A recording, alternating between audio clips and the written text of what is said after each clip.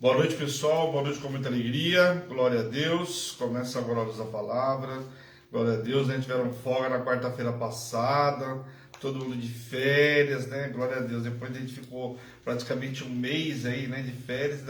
Tiveram mais uma colher de chá na quarta-feira. Não tinha como a gente ter a luz da palavra.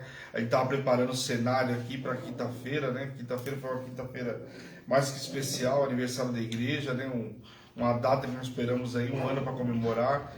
E esse ano uma comemoração diferente, né? Glória a Deus, ficamos aí, ficamos não, né? A apóstola praticamente ficou 13 horas no ar aí, glória a Deus pela vida dela, o povo contando testemunho, então foi algo extraordinário, a gente tem falado muito sobre isso nesses dias todos, né?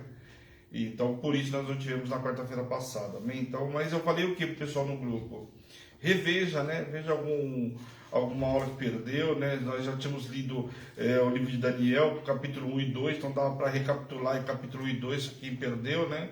Glória a Deus.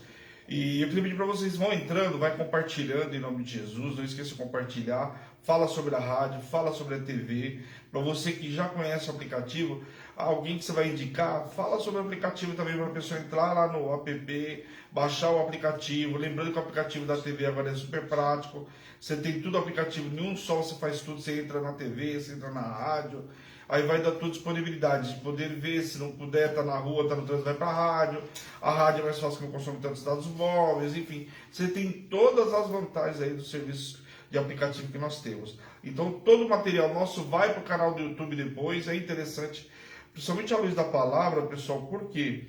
Porque não que o programa os outros não tem, mas tem todo o material da igreja, está tudo no nosso canal do YouTube. E lá está por playlist, cada programação está lá. Mas no caso de estudo, você quer ver, está estudando um livro tal, está com dúvida, vai lá que tem material que nós já demos aula, dependendo, né? Se você pegar aí o Velho Testamento, nós vamos terminar agora o Velho Testamento até o final do ano. Então você vê, até o final do ano você vai ter todo o material do Velho Testamento lá. O único livro que nós não temos lá vai estar Salmos, Provérbios, mas Salmos e Provérbios, né? Tá muito fácil você lá entender, mas se ainda assim o senhor falar, o ano que vem eu faço um só de Salmos, se for preciso, né? Vamos ver como é que vai ser o ano que vem, porque o ano que vem nós vamos ver o Novo Testamento, então talvez a gente acabe mais rápido, né? Se acabar a gente faz Salmos lá. Primeira Crônica, Segunda Crônicas também não dei, mas na verdade nada mais é do que o resumo de Primeira Reis, Segunda Reis. Muitas coisas que estão lá também estão em outros capítulos e outros livros. Então eu ministrei isso em Primeira Reis, Segunda Reis. Não tem dificuldade. Então todo o material que você precisar do Velho Testamento, praticamente boa parte nós já temos. Nós estamos em Daniel, vamos entrar depois em Esdras, Esther, Neemias, Malaquias, Ageu e Zacarias. Então são os últimos livros aí, mas os demais estão todos aí, os que mais o povo usa, tá aí, né? Acho que um livro que usam bastante também é o livro de Daniel, nós já estamos vendo aí. Então todo o material está no canal do YouTube, então vale a pena você conhecer. Pessoal da rádio que está aí, o nosso WhatsApp é o 11 970 13 8161, para você que quer falar conosco, quer pedidos de oração, quer saber sobre alguma atividade da igreja. Nós começamos um propósito hoje, né? Serão 12 dias aí de restituição, né? Então 12 dias extraordinários de reconstrução, desculpa, perdão, reconstrução, vamos restituir aí as muralhas, né? Então reconstrução serão 12 dias, então não fique de fora. Quarta-feira, depois de amanhã, começa o propósito da família, dentro do mesmo tema, nós vamos estar ministrando aí, só que como são propósitos, são 3 áudios por dia, nos demais são 1 áudio por dia ao meio-dia. Então depois na quarta você vai ter 3 áudios, na quinta 3, na sexta 3. Sábado um áudio, domingo normal também, ministração da palavra com áudio ao meio-dia. Então você não vai ficar de fora, são 12 dias e acaba justamente no último dia, quando acabar o propósito dos salmos, né, praticamente, e nós entrarmos em imersão, ok? Então tem muita coisa para a gente ver essa semana que vem, e você não pode ficar de fora, né, Hebron? Porque aqui a coisa passa rápido, se você perdeu, já viu, tem propósito, por exemplo, todos os propósitos são uma vez por mês, então depois só o mês que vem. Então não fique de fora, ok, pessoal? Glória a Deus. Abra a Bíblia de vocês aí no livro de Daniel, capítulo 3. Nós vimos capítulo 1 e 2 na semana passada, né? E aí nós vamos continuar aí no capítulo 3.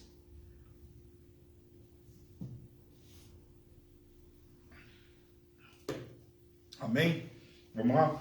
Vamos ler aí alguns capítulos de Daniel. Para muita gente é conhecido, tá? Mas as revelações nós vamos ver que tem muito detalhe aí. né? Quando Deus dá a revelação para ele, mostra coisas do futuro, de coisas que não aconteceram inclusive nos dias de hoje. Mas essa parte que nós vamos ver agora são o pessoal, é Sadraque, Mesaque e Abednego, ele caindo na fornalha, os meninos na fornalha, ele na cova. Então é uma parte que muita gente conhece, mas já nós vamos entrar em muitos detalhes e eu queria que você prestasse atenção, se possível anotar algumas coisas, porque senão são coisas que você vê todos os dias e você pode esquecer. Então anota os detalhes, né? Tenha sempre em mão aí o teu caderno, vai anotando um detalhe ou outro aí para você não esquecer, ok? Então vamos lá, vamos ler o versículo 1 ao 3, que diz assim: o rei Nabucodonosor fez uma imagem de ouro que tinha 60 côvados de altura e 6 de largura. Levantou-a no campo de Dura, na província da Babilônia. Então, o rei Nabucodonosor mandou juntar os satrapas, os prefeitos, os governadores, os juízes, os tesoureiros, os magistrados, os conselheiros e todos os oficiais da província, para que viesse a consagração da imagem que o rei Nabucodonosor tinha levantado. Então se juntaram os satrapas, os prefeitos, os governadores, todo o povo lá se juntou, os oficiais, para a consagração da imagem que ele tinha feito, tinha levantado. E estavam em pé diante da imagem de Nabucodonosor tinha levantado. Então, quer dizer, chamou todos os oficiais ali, governadores, prefeitos, enfim, chamou todo quanto era o povo para se colocar diante da imagem que ele tinha feito para adoração. O rei fez uma grandiosa estátua de ouro para que todos o adorassem. Ela media 27 metros, então às vezes não vem aqui, né, fala dos côvados. Então, segundo os estudos, dá 27 metros de altura e 2 metros e 70 centímetros de largura. Então, você vê que não era uma estátua pequena, era uma estátua muito grande. 27 metros de altura, você imagina quanto que equivale um apartamento, de quantos andares é. Então, um apartamento talvez de 8 andares, acredito eu, por aí. Então, era uma estátua bem grande, que se via de longe. Ele fez essa estátua e levou todo mundo para que adorasse essa imagem. O ídolo provavelmente serviria como um símbolo da coesão e do caráter monolítico, ou seja, construído de uma só vez, ali para a idolatria a ele, né? Da Babilônia, sob o governo do seu rei glorioso, Nabucodonosor. Quer dizer, era para adoração única e exclusivamente ao rei, que se julgava, né, um deus, por ser a autoridade máxima da Babilônia. Como Estado e rei não podiam ser separados de seus deuses, curvar-se perante a imagem era o mesmo que adorá-la. O campo de Dura, onde foi construída, ficava provavelmente cerca de 10 quilômetros ao sudoeste da Babilônia. Então não tinha distinção, né? O cara era o presidente, né? Era o rei, era toda a autoridade. Então, adorar a imagem, adorar aos deuses, ali significava a mesma coisa, ele tinha o mesmo significado, né?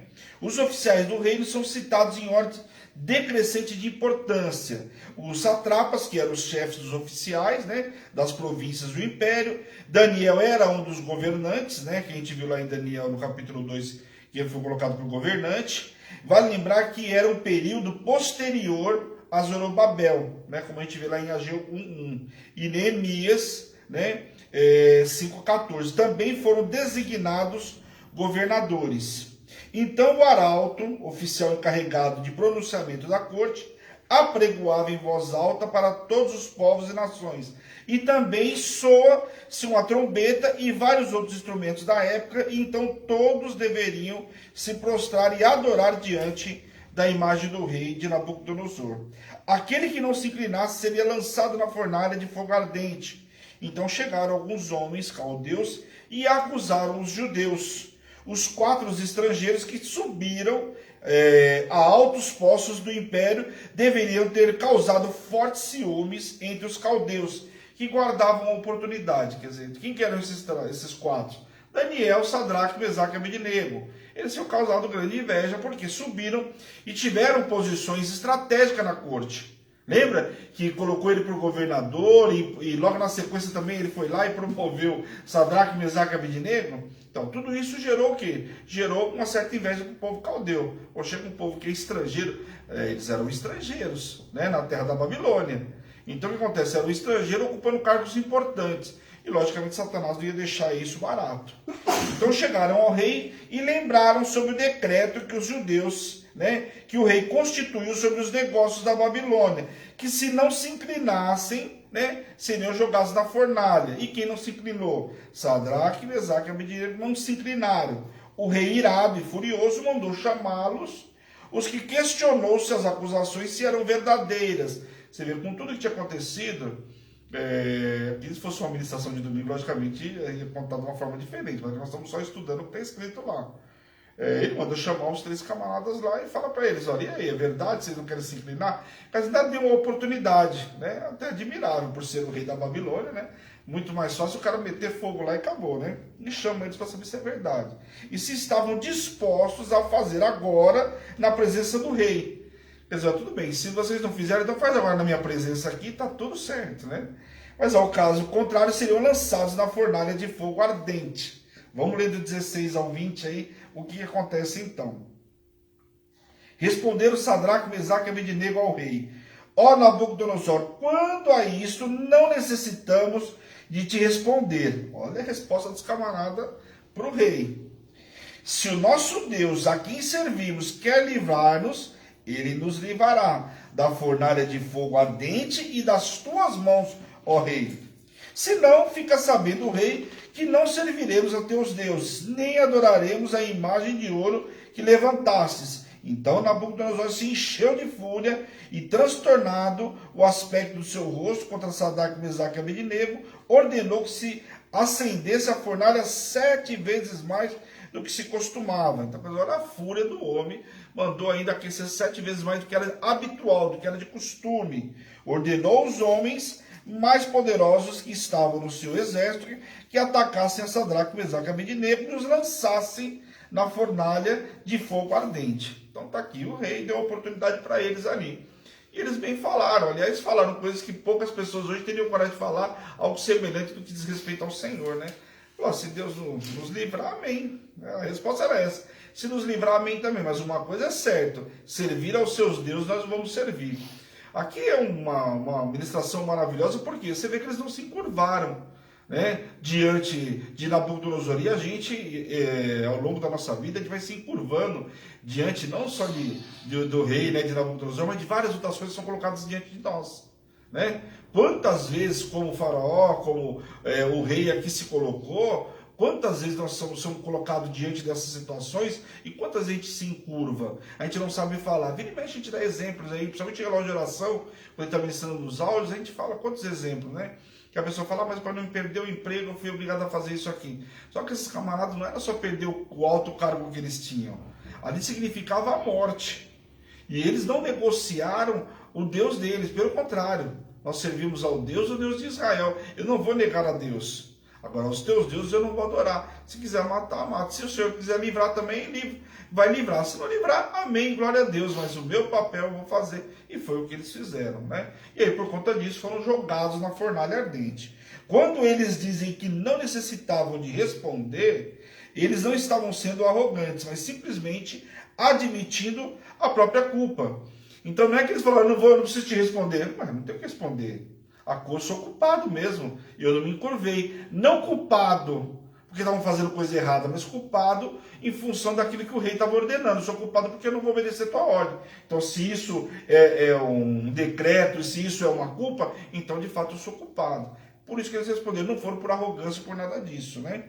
A resposta dos jovens judeus é um modelo de confiança no Senhor e de submissão à vontade dele. Eles reconheceram a soberania e o poder de Deus, lógico, né? Então foram atados com seus mantos e lançados na fornalha. Os criminosos geralmente eram despidos antes da execução. O fato de os jovens judeus estarem com traje completo indica que a ordem do rei fora cumprida com muita pressa. Isso é um detalhe muito importante, porque isso é segundo os estudos. Quando eles pegam os casos lá, né, às vezes até de escavações, os estudos falam que naquela época ia despir o cara e ia jogar o cara na fornalha ardente. Mas aqui primeiro, já tinha lançado 7, já tinha aquecido ela 7 vezes mais. E a fúria do rei era tão grande, eles não se encurvarem diante do rei, só de dar vergonha diante de toda a multidão. Para o rei também não era fácil, era uma vergonha diante da multidão, todo mundo olhando e esses camaradas não estão obedecendo o rei, você está falando com o rei, não está falando com qualquer outra pessoa. E aí, evidentemente, quem pegou lá, os camaradas pegaram e jogaram eles direto lá, nem não despiram ele. A fornalha estava tão quente que matou os homens que lançaram os jovens para dentro. Por aí você vê o quanto aquela fornalha estava quente. Os homens que jogaram o camarada lá dentro já queimaram ali e eles também morreram. Então, por aí você vê que não tinha possibilidade nenhuma de alguém ser jogado lá e voltar com vida. Era zero, né? Se o homem que lançou morreu, imagina o cara que caiu lá, né? Então, por aí você já imagina. Vamos ler o versículo 24 e 26. 24 a 26. Então o rei Nabucodonosor se espantou e se levantou depressa e disse aos seus conselheiros: não lançamos nós 3 homens atados dentro do fogo? Responderam ao rei: é verdade, ó rei. Tornou ele e disse: eu, porém, vejo 4 homens soltos que andam passeando dentro do fogo sem nenhum dano. E o aspecto do 4º homem é semelhante ao filho dos deuses.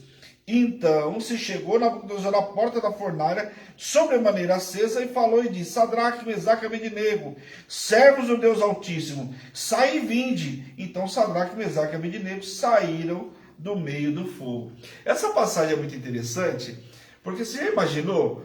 O rei olha lá para dentro e fica passeando e conversando. Como que pode, né? 3 camaradas lançados lá com a situação que estava. É como você falar que Daniel foi lançado na cova lá e ficou batendo papo com o leão, né? Fala sério, não é a mesma coisa? É uma coisa. É como se eles estivessem conversando com o fogo. Mas eles estavam conversando com Deus. Tendo essa experiência também, eu acho que a Bíblia não relata uma experiência tamanha, né? Porque Lázaro, tudo bem, Lázaro ficou lá na cova, chamou, ele saiu, uma experiência extraordinária, sem sombra de dúvida. Mas Sadraque, Mesaque e Abednego ser lançado na fornalha e lá dentro conversar com o Senhor, fala sério. O próprio Nabucodonosor fala que tinha um cara lá semelhante a um Deus. Porque, bom, primeiro, se tinha um 4º homem lá que ele não lançou, que semelhança que era essa? Então devia ser uma luz que brilhava, algo extraordinário, algo nunca visto, para ele comparar com um dos deuses. Então por aí você imagina. Então essa passagem é uma passagem muito linda quando fala disso. E o próprio rei, olha só, chama eles pelo nome, presta atenção. O próprio rei chama eles pelo nome e manda eles saírem de lá de dentro. Tem noção do que é isso? Quando você vê o filme, quando você vê o do Anderson Freire, você vê lá que o rei até...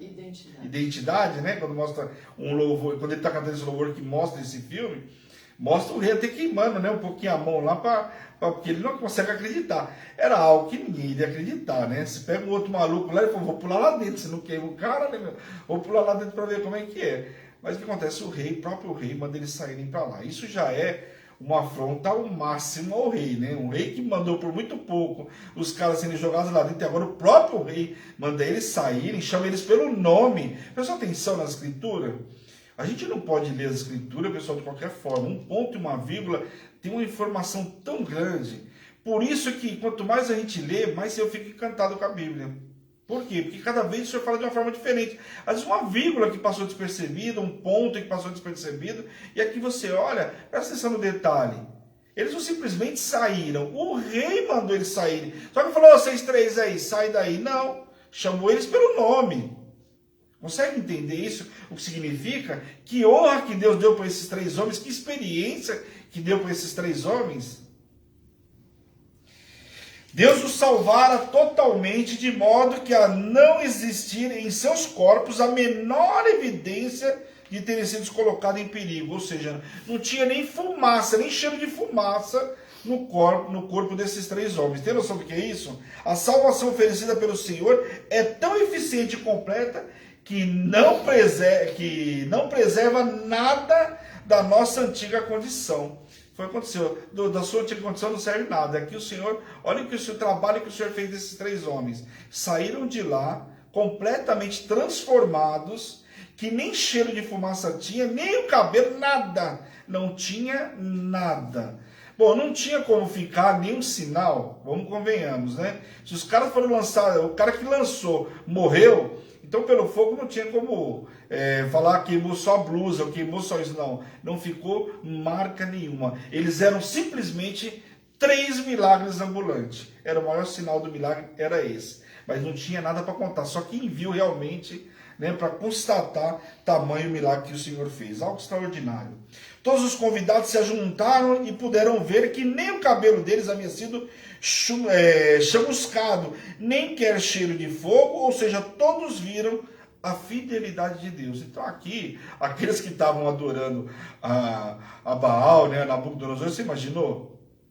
E aí o cara fala, meu, o que é isso? Agora eu sou obrigado a inclinar e admitir que esse Deus dos hebreus é o único Deus verdadeiro. Então todos tiveram que engolir, todos tiveram que aceitar que ele era o Deus verdadeiro, porque o camarada, tudo que eles viveram, quer mais prova do que isso? E outros acham que o povo não foi lá pegar nele, não foi lá constatar com os próprios olhos? As culturas pagãs não negavam a existência de outros deuses, mesmo os deuses de outros povos. Nabucodonosor simplesmente declarou que o Deus dos judeus era uma divindade capaz de libertar pessoas. O rei proibiu qualquer indivíduo que desprezasse o tal Deus. Que Deus? O Deus de Daniel, de Sadraque, de Mesaque e Abednego.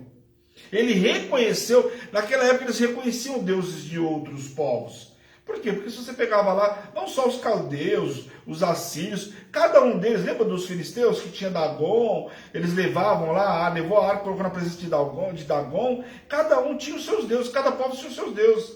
E a gente viu, inclusive, no curso de batalha espiritual, que eles tinham, não era um só, não era dois, era muitos. Que naquela época, o cara fazia, ele entregava a oferta para aquele Deus dele lá. Não respondeu, ele ia lá e entregava a oferta para outro. O entendimento dele não respondeu, ele entregava para outro e aí, não. Quanto mais condição financeira o cara tinha, mais Deus ele ia oferecer sacrifício. Essa era a realidade. Só que aqui Nabucodonosor não só reconheceu, como fez com que todo mundo reconhecesse e não desprezasse o Deus desses três homens. Então isso era uma mudança radical dentro da Babilônia. Tem noção do que significava isso dentro da Babilônia? O rei então lançou um decreto para todo o povo e nação, que ninguém poderia blasfemar, presta atenção, blasfemar contra Deus de Sadraque, Mesaque e Abednego. Caso contrário, caso ocorresse, seriam despedaçados, e assim o rei fez prosperar os três jovens na província da Babilônia. Então não só reconheceu ele, o cargo que tinha dado, fez eles prosperarem, e falou, qualquer um que desprezar, falar qualquer coisa, qualquer blasfêmia contra o Deus desses três camaradas aí, eu vou mandar despedaçar. Tem noção? A mesma fúria que ele fez com Sadraque, Mesaque e Abednego, agora era o contrário para quem ousasse falar do Deus desses três homens. Então, algo realmente extraordinário. Só que Nabucodonosor, a gente não pode esquecer que a Bíblia ela é muito clara. Quando a gente vê algumas situações, você quer ver, você fala assim, mas Deus está castigando. Não, Deus está castigando não. Vai lá para Deuteronômio capítulo 28 e lê do versículo 15 até o 68, que você vai ver que a história não é que ele está te castigando. Ele deixou claro lá que tem uma colheita da desobediência. E que aquilo que você plantou, você vai colher. Então não pense, Nabucodonosor, que ele fez, tirou os caras de lá, lindo e maravilhoso, promoveu, e que ia ficar por isso mesmo. Lógico que vai ficar. Ele cometeu algo muito grave contra aqueles três homens. Isso não vai ficar barato. Isso a gente esquece como servo de Deus, viu?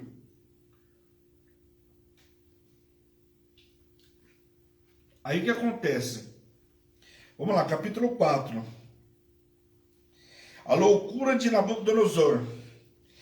Esse capítulo está numa forma de depoimento do próprio rei, tá?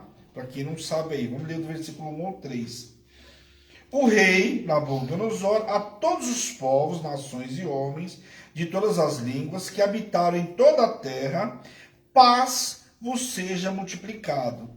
Pareceu-me bem fazer conhecimento os sinais e maravilhas que Deus, o Altíssimo, tem feito para comigo. Está prestando atenção? É um depoimento do próprio rei. Ele está fazendo como se tivesse uma carta e estivesse fazendo um pronunciamento lá. Né? Tem feito para comigo. Quão grandes são os seus sinais e quão poderoso as suas maravilhas. O seu reino é um reino sempre eterno e o seu domínio de geração em geração. Então ele começa fazendo aqui uns conclaves aí, falando de Deus, né? Nabucodonosor é um rei capaz de fazer uma estátua para ser adorado. Após o livramento de Sadraque, Mesaque e Abednego, reconheceu os sinais e maravilhas que o Senhor, um reino sempre eterno, ou seja, que teve princípio e não terá fim. Por isso que fala, quando você lê aí sempre eterno, que teve início, vai ter meio, mas nunca terá fim. Ou seja, será eterno. Então ele começa a reconhecer cada vez mais, agora através de um pronunciamento, o reconhecimento de Deus. Ele não só falou publicamente na hora que tirou os 3 camaradas da fornalha, mas agora ele faz um pronunciamento, uma declaração, falando, reconhecendo sobre Deus. Nabucodonosor relata que está tranquilo em sua casa, desfrutou de paz em família e prosperou em suas atividades, quando ele teve um novo sonho, e esse ocorreu aproximadamente 30 anos após o sonho descrito no capítulo 2 que o aterrorizou. Então vamos ver. Esse segundo sonho dele, lembra que Daniel revelou o sonho dele, por isso ele colocou o Daniel no lugar de honra, ele queria matar todo mundo, lembra? Nós vimos na semana passada, na segunda-feira. O que acontece? Ele queria matar todo mundo, não só queria que falasse o sonho, né? Tinha que contar o sonho que ele sonhou, olha só, e entregar a revelação do sonho. Esse era o compromisso que ele queria. Senão ele ia matar todo mundo. E aí Daniel orou, ele vai lá, contou o sonho, e contou a interpretação dos sonhos, se livrou de tudo isso. Agora, trata-se de um segundo sonho. Só que agora, 30 anos depois daquele primeiro sonho. Então, olha quanto tempo já passou aí. Vamos lá. Só que esse sonho também aterrorizou ele. O rei mandou chamar todos os magos, sábios, Daniel não foi chamado. Talvez o rei tivesse receando que se tratasse de uma mensagem de punição vinda de Deus, do Deus que Daniel adorava. Então ele não chamou Daniel dessa vez. Como um paciente que foge do diagnóstico médico. Mas desta vez ele contou o sonho, mas não puderam interpretá-lo. Então veja que dessa vez ele fez diferentemente do que ele fez da outra vez. Agora, com medo de que pudesse ser alguma punição para ele, porque ele já mais ou menos do sonho viu que a situação não era boa do sonho. Com medo de que fosse uma punição para ele não chamou Daniel. Então, por isso que eu dei o exemplo aqui do médico, que é assim, tem gente que não quer ir no médico que sabe que o médico vai proibir de tomar isso, de comer aquilo. Já ouviu essa história? Quem não conhece essa história é fato. Eu não vou no médico porque eu sei que vai tirar o refrigerante, vai tirar a massa, vai tirar isso, a gente sabe. E ele sabia também. Então ele manda chamar os magos, manda chamar todo mundo e conta o sonho. Coisa que ele não fez outra vez, mas não chamou Daniel. O rei então diz por fim, se apresentou a Daniel. Quer dizer, não teve jeito, ninguém revelou. Ele foi obrigado a ir até Daniel. Quer dizer, o camarada não melhorou no seu diagnóstico médico, não teve jeito, teve que voltar lá no médico, né? Pois o rei Marduk, já havia sido consultado. Ou seja, os deuses dele, que é o tal de Marduk, já tinha sido consultado, também não revelou. Afinal, o rei tinha permanecido fiel à religião nacional, à adoração de Baal. Ele aprendeu muitos princípios religiosos verdadeiros, mas deixou o hábito do costume dominá-lo. Ou seja, ele passou a cultuar a Deus, mas também não deixou de adorar a Baal e os outros deuses. Quer dizer, aquilo que era praticado pelos cananeus, ele continuou. Reconheceu o poder de Deus, mas continuou com as outras práticas. Essa é a realidade, tá? Daniel também, conhecido como Beltesazar, agora era príncipe dos magos, um cargo que lhe fora dado anos antes, pelo próprio rei, e foi consultado sobre a interpretação. Então Daniel, em função daquela revelação, foi colocado por chefe de todos os magos, ou seja, era o mais sábio de todos eles. Lembram? Pois bem, o rei conta o sonho a Daniel, no capítulo 2 de Nabucodonosor, que teve um sonho sobre uma grande imagem da qual ele fazia parte. O segundo sonho dizia respeito a uma árvore que representava o rei, então diferentemente do primeiro.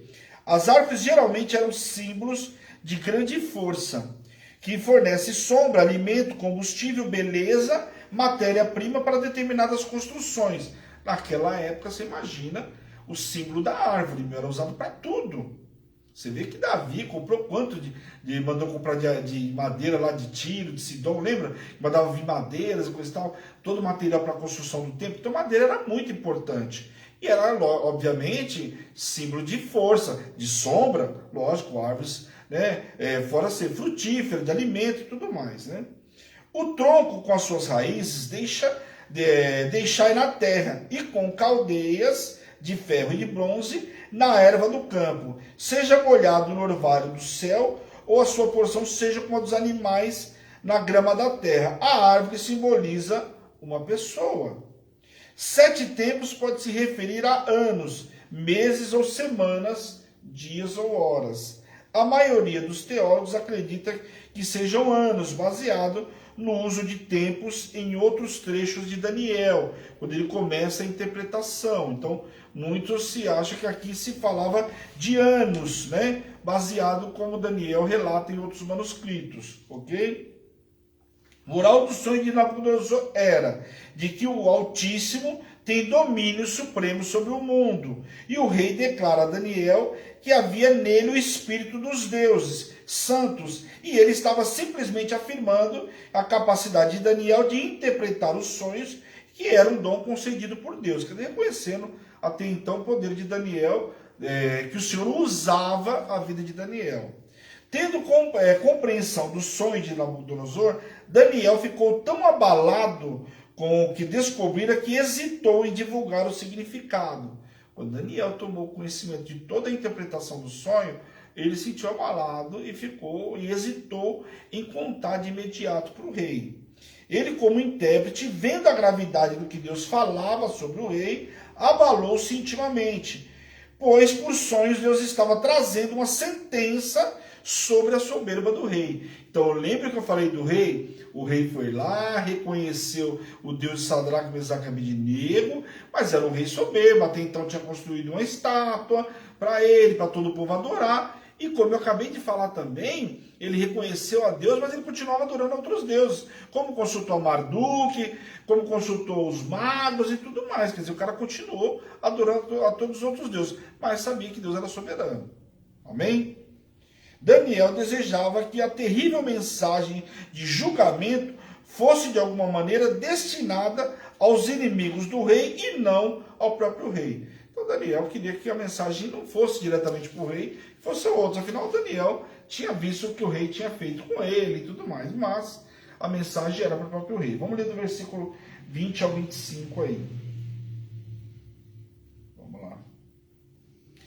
A árvore que viste, que cresceu e se tornou forte, cuja altura chegou até o céu e que foi vista por toda a terra, cuja folhagem era formosa, o seu fruto abundante e que em para todos haviam sustento, debaixo da qual os animais do campo se achavam sombra e em cujos ramos as árvores dos céus faziam morada. Estava fazendo a descrição de toda a árvore que o rei tinha sonhado.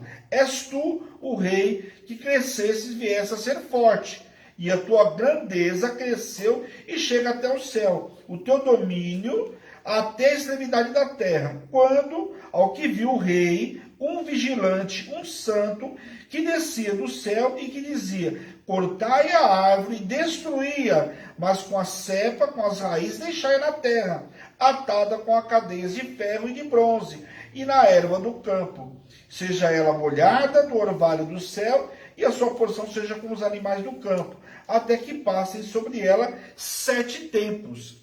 Então veja bem aqui, ó, primeiro que está falando da árvore aqui, quem é essa árvore que cresceu e estava linda e maravilhosa? Era o próprio rei da Babilônia. Mas agora vem o vigilante lá e poda essa árvore aí. Esta é a interpretação, ó rei, e esse é o decreto do Altíssimo que virá contra o rei, meu senhor. Misericórdia, sai correndo, né? Se sou eu contar a história desse rei, sai correndo.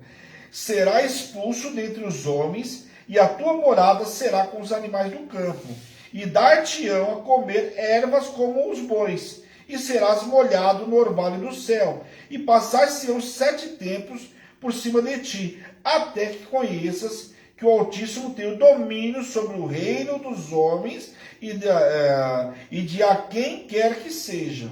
Então aqui o rei precisava reconhecer o domínio de Deus. Quer dizer, ele falou, as palavras eram lindas e maravilhosas, mas agora ele ia sentir na pele o poder de Deus. A árvore, então, era Nabucodonosor, que seria cortada, mas as raízes não seriam arrancadas, como a gente viu aqui. Ele não vai morrer, ele vai ficar um tempo no campo lá como um animal. O tronco ainda poderia produzir brotos, e as raízes trariam um novo crescimento, que eventualmente faria surgir uma nova árvore, tão grande quanto a árvore anterior. Então, quer dizer, ele estava fazendo do fim o começo para Nabucodonosor. Quer dizer, Nabucodonosor, teoricamente, precisava nascer de novo, né? Porque a soberba continuava com ele. Então, o Senhor podou ele, né? Cortou bem para que ela pudesse nascer agora de uma forma diferente. 7 tempos, então, são 7 anos. Segundo a gente vai ver lá em Daniel, no capítulo 7, ele fala também sobre isso, tá? Somente quando o rei reconhecesse que o Senhor reina sobre o reino da terra e dos céus, sua saúde e sua vida seriam estabelecidas. Enquanto houvesse dureza e prepotência em seu coração, ele permaneceria na loucura. Quando diz que a morada do rei será com os animais do campo, é porque a doença de Nabucodonosor é clinicamente conhecida como zoantropia, ou seja, a condição psíquica alterada que leva um ser humano a pensar que se transformou em um animal. Isso aqui segundo os estudos, tá? Ele seria, né, porque muito se fala se ele ficou no campo lá, vivendo como animal, mas o animal teria comido ele, enfim, aí tem vários estudos. Mas aí seria que ele tinha no seu psíquico essa doença, que era como ele sentia como se fosse um animal, tá? Então tem vários estudos que vão por várias vertentes. Mas esse que eu estou te falando para você, é o estudo que eu entendo, né? De tudo que eu pesquisei, seria mais coerente realmente ele ter um entendimento. Ficou lá no palácio ou não, mas tinha um entendimento como se ele fosse um animal, né? A gente vê os camaradas por tão pouco sendo comido pelo leão lá. Lembra? Quando a gente leu 2 Samuel lá, os reis, né? O profeta que foi comido pelo leão. Portanto, o rei será cometido de distúrbio mental que o fará fugir da vida humana e escolher a de um irracional. Assim, aquele que ficava bêbado com os louvores dos homens também vai ser ensinado por Deus a ser racional e sábio nas coisas eternas, até compreender a natureza da província divina e do domínio de Deus. Então, aquele que vivia embriagado, agora a situação para ele apertou o cerco aí. Daniel aconselha o rei a se humilhar e se converter a fim de alterar aquela sentença que já estava decretada contra a vida dele. Olha Daniel aqui parecendo Moisés, né? Vai lá, se arrepende, né? Quantos o Senhor mandou, né, para o povo se arrepender? Foram vários profetas, né? Fala sério. Daniel se mostrava verdadeiramente um profeta em anunciar a solução divina para o problema do rei. E agora não podia deixar de, sendo profeta, avisar ao rei contra os terríveis efeitos dos seus pecados e da injustiça social. Quer dizer, tudo aquilo que ele tinha feito, ele foi obrigado a falar também para o rei. Olha aí, só que, como dizer, você está colhendo o fruto daquilo que você fez, né? Não dá para a gente fingir que não aconteceu nada, né? Vamos ler do 29 ao 32 aí. Ao cabo de 12 meses, passeando sobre o palácio real da cidade da Babilônia, falou o rei e disse: não é esta a grande Babilônia que eu edifiquei para a casa real, como o meu grandioso poder e para a glória da minha majestade? Falava ainda o rei quando desceu. Olha só que Daniel tinha falado para ele se arrepender de tudo que ele tinha feito. Tá lembrado? Daniel falou para você: arrepende do que você falou, pede perdão para o Senhor. Olha o que o rei está falando aqui, quando ele olha e vê tudo que ele tinha construído lá. Ele começa a puxar a glória para Deus, a soberba dele ele não perdeu. Falava ainda o rei quando desceu uma voz do céu a ti, e se diz: o rei Nabucodonosor já passou de ti o reino. Quer dizer, ele começou a anunciar lá, veio o castigo na hora. Serás expulso entre os homens e a tua morada será com os animais do campo. Far-te-ão comer ervas como os bois e passar-te-ão 7 tempos por cima de ti, até que aprendas que o Altíssimo tem domínio sobre o reino dos homens e da quem quer que seja. No mesmo instante se cumpriu a palavra sobre Nabucodonosor e foi expulso dentre os homens e passou a comer erva como os bois, e o seu corpo foi molhado de orvalho do céu, até que lhe cresceram os cabelos como as penas da águia e as suas unhas como as das aves. Mas ao fim daqueles dias, eu, Nabucodonosor, levantei os olhos ao céu e tornou-me vir o entendimento, e eu bendisse o Altíssimo, e louvei e glorifiquei ao que vive para sempre, cujo domínio é sempre eterno, cujo reino é de geração em geração.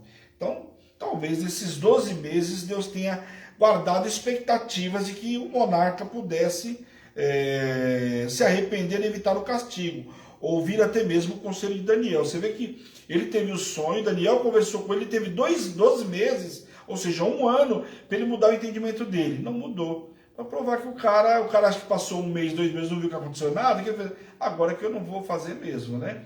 E a palavra de Deus é assim, a gente ouve a palavra de Deus e acha que não vai se cumprir.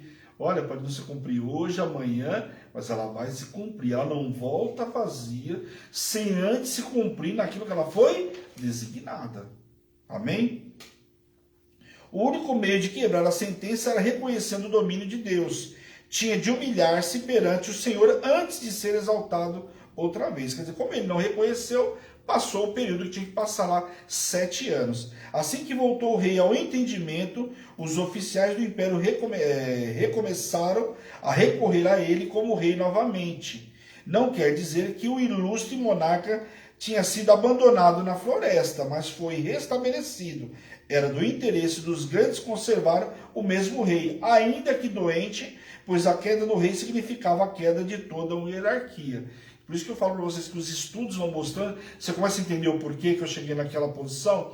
Porque o próprio povo daquela época, se jogasse ele lá, ia levantar um outro rei, ia perder todo o poder, não era tão simples assim. Então seguraram o camarada lá e cada governante começou a fazer, né, seguiu até se cumprir esse período de 7 anos. Só que assim que ele se restabeleceu, rapidinho ele conheceu quem era Deus, né? Nabucodonosor então louva o Altíssimo, reconhecendo que Deus vive para sempre e governa eternamente. O rei claramente reconhece o Deus de Daniel como soberano, eterno, onipotente sobre o universo. Então você vê aqui claramente quando o cara desperta lá, ele reconhece o Senhor rapidinho e começa um novo tempo na vida dele. Mas a pessoa reconhecer, você vê a soberba dele tão grande, depois de tudo que tinha visto, né, se deixar ainda passar por tudo isso, aí você fala, poxa, mas Nabucodonosor é burro, não viu o que aconteceu? Quantas vezes o Senhor fala com a gente também não presta atenção? Não ouve, precisa passar por um período, passar pelo deserto para aprender. O povo ficou 40 anos no deserto, gente. Está falando aqui do rei e o povo ficou 40 anos no deserto. Depois de ter passado o Mar Vermelho, o Deus ter feito maná cair do céu, água e tudo mais, mesmo assim o povo não preferiu.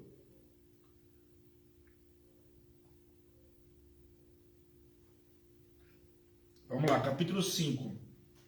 Dá tempo aí, vamos lá rapidinho.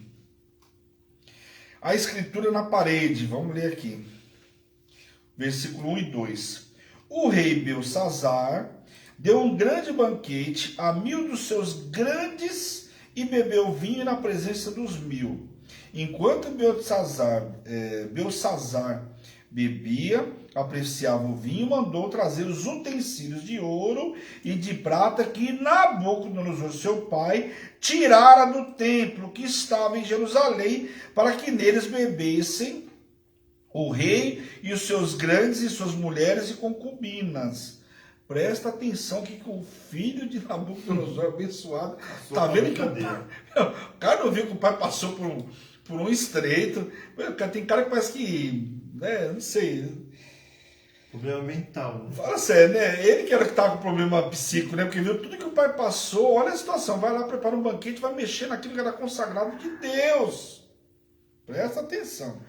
Belsazzar é chamado filho, rei e filho de Nabucodonosor. Contudo, segundo os estudos, ele reinou corregente na Babilônia, enquanto seu pai, Nabonido, realizava expedições arqueológicas na Arábia. Então fala aqui que seria um outro... Porque aqui tinha muitos nomes que eram títulos. Tá? Então fala aqui que ele reinou como corregente, enquanto o verdadeiro rei não estava. Tá? Por esse motivo pode oferecer a Daniel somente a terceira posição do reino. Nabucodonosor é chamado, que lá no capítulo 5:16, ele oferece a terceira posição. Então não a segunda. Por quê? Justamente porque ele estaria ocupando essa segunda posição, tá? Só para vocês entenderem essa parte importante, tá? Nabucodonosor é chamado de pai de Belsazzar. No versículo 18, embora na realidade ele fosse seu avô. Então o pai aqui de Belsazzar, na realidade, não é ele. né? Ele é avô. O pai dele é o Nabonido, que saiu, naquela época falava o pai, né? O avô, o pai era o patriarca. Então, segundo os estudos, quem era o pai dele era Nabonido, e que tinha saído para ir resolver o quê? Uma guerra na Arábia. Então deixou o seu filho, né? Filho quem que era? Belsazar. Era filho de Nabonido e não de Nabucodonosor. Aqui fala pai, mas quando você vai ler no restante do capítulo 5, você vai entendendo que não pode ser ele o filho de Nabucodonosor, ok? Mas eu vou explicando ao longo aí para você entender. Se ficar dúvida, pode me chamar. Era o costume semita comum referir-se ao avô de alguém como seu pai. Ok, pessoal? Tá claro aí?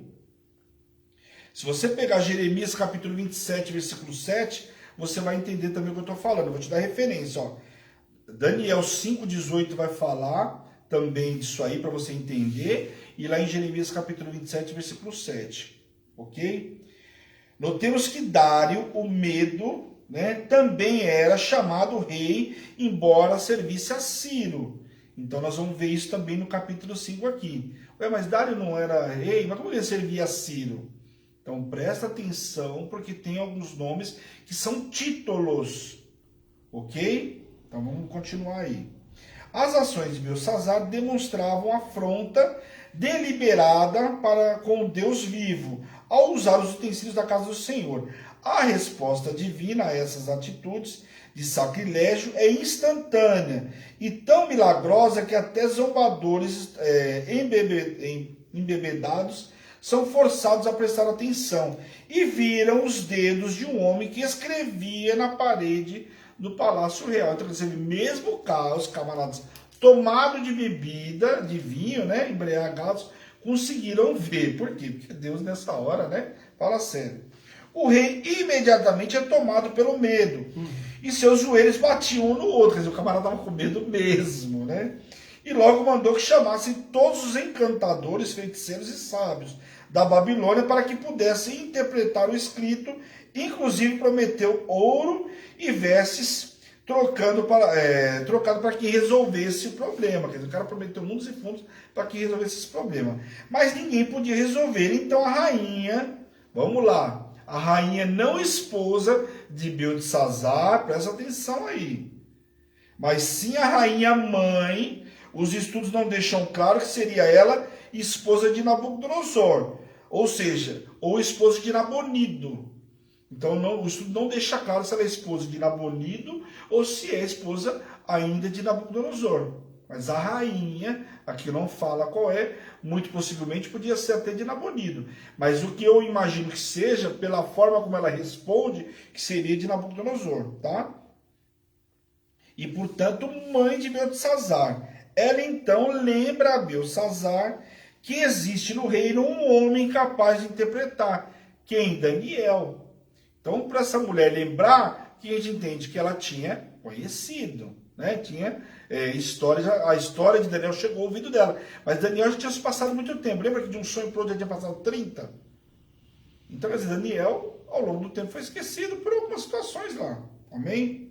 Ele teria o espírito dos deuses santos e já havia revelado na época de seu pai, Nabucodonosor, quando nenhum outro conseguiu. Lembrando que tratando ele como, né, falando o pai, o avô. Observação. Segundo os estudos, uns 80 anos ou até mais já haviam passado e Daniel já era velho e esquecido. Talvez por isso o atual rei não se lembrou ou não sabia. Por quê? Já tinha passado mais de 80 anos, então já passado muito tempo aí, tá? Daniel então foi introduzido na presença do rei, que prometeu honras e a ele, caso revelasse a interpretação.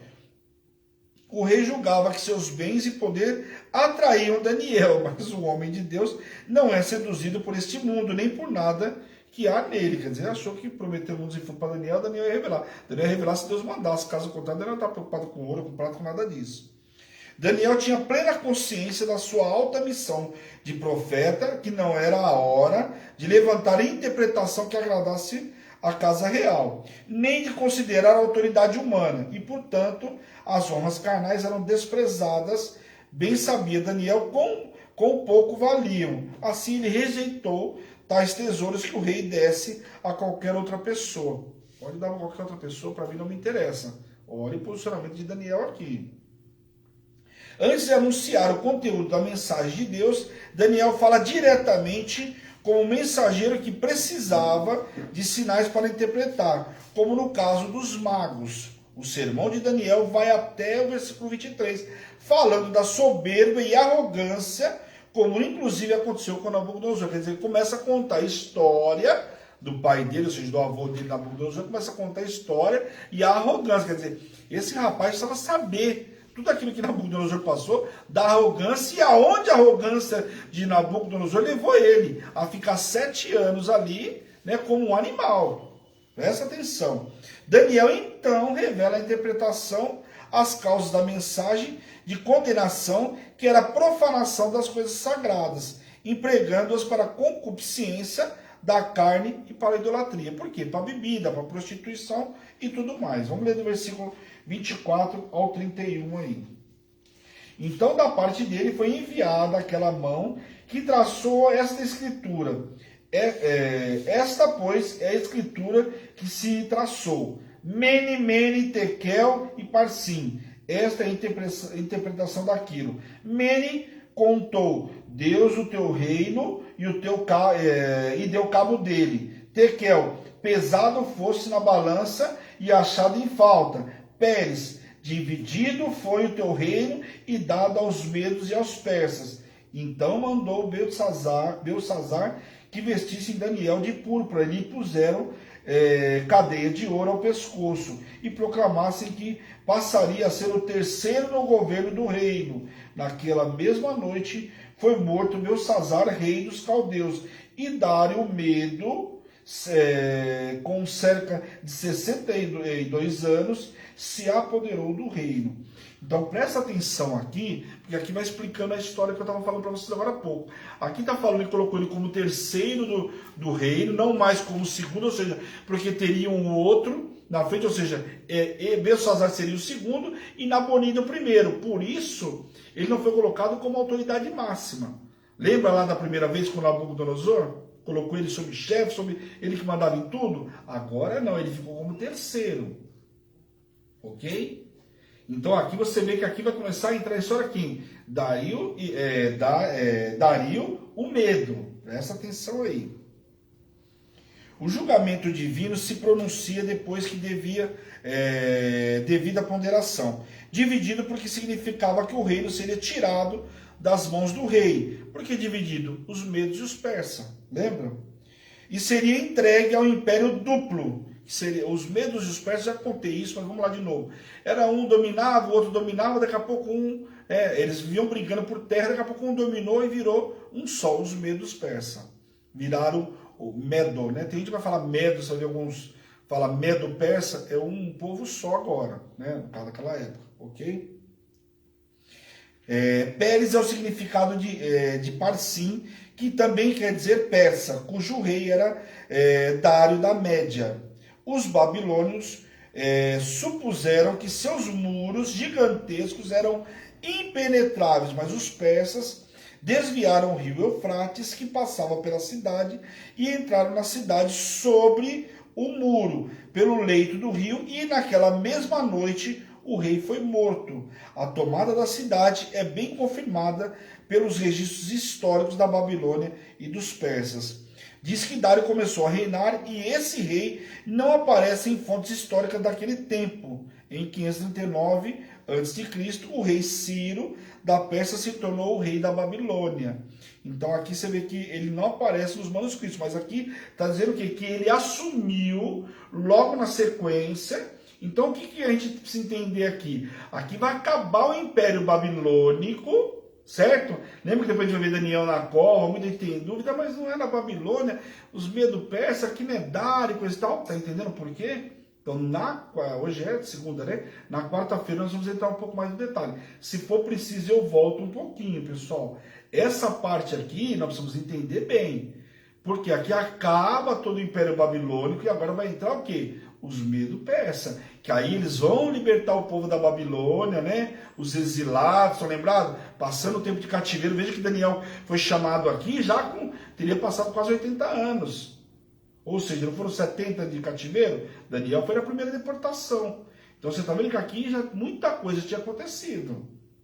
Entendeu? Então aqui você vai ver que logo no final, e Dário, o medo, ou seja, já não era mais a Babilônia, com cerca de 62 anos, se apoderou do reino. Então aqui no capítulo 5 do livro de Daniel, tem gente que pensa que o livro de Daniel é todo falando na Babilônia, né? Ou seja, do exílio babilônico. Não. Aqui você vê que muda completamente a história, tá? Então não vou entrar em outro capítulo, nós temos 4 minutinhos aí. Na quarta-feira a gente entra no capítulo 6, aí Daniel na cova dos leões. Já não é com o povo da Babilônia, já não é com Belsazar, ou seja, Nabucodonosor, Nabonido, com nada desses camaradas, tá? Então, Dário, eu vou falar muito sobre isso, Dario, porque nós precisamos entender que Dario ele tem alguns casos, você vai ver, 1, 2, 3, alguns ataxés, nós vamos ver ataxés, tem título, tudo isso nós vamos ver daqui para frente, pessoal. Então, precisa prestar atenção, porque são pontos importantes, tá bom?